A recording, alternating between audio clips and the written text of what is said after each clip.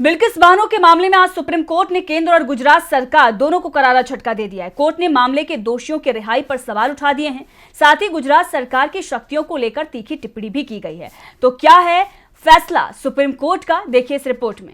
बिल्किस बानो को न्याय की उम्मीद सुप्रीम कोर्ट से थी और कोर्ट ने उसे निराश भी नहीं किया। गुजरात सरकार ने बिल्किस के दोषियों की सजा माफ कर दी थी, दोषियों को रिहा कर दिया था, लेकिन बिल्किस इंसाफ की लड़ाई को लेकर सुप्रीम कोर्ट तक आ गई, जहां आज जस्टिस बी.वी. नागरत्ना और जस्टिस उज्ज्वल भुइयां की बेंच ने बिल्किस के हक में फैसला सुनाया।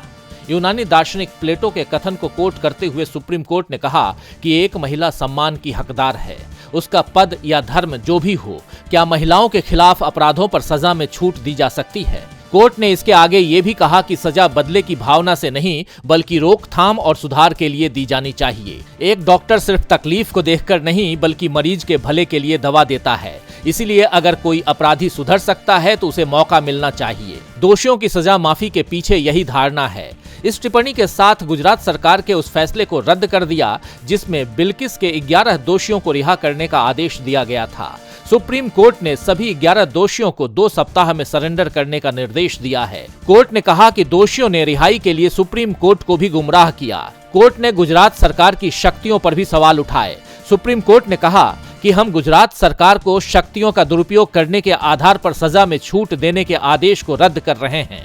गुजरात सरकार को इस मामले में कोई आदेश देने का अधिकार ही नहीं था। जिस राज्य में कोई मुकदमा चलाया जाता है और सजा सुनाई जाती है, उसे ही दोषियों की सजा में छूट की याचिका पर फैसला लेने का अधिकार है। दोषियों पर महाराष्ट्र में मुकदमा चलाया गया था, हमें दूसरे मुद्दों को देखने की जरूरत नहीं है।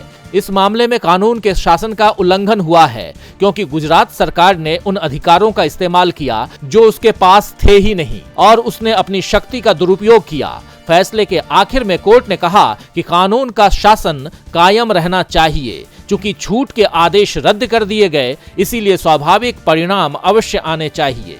डीबी लाइव की रिपोर्ट।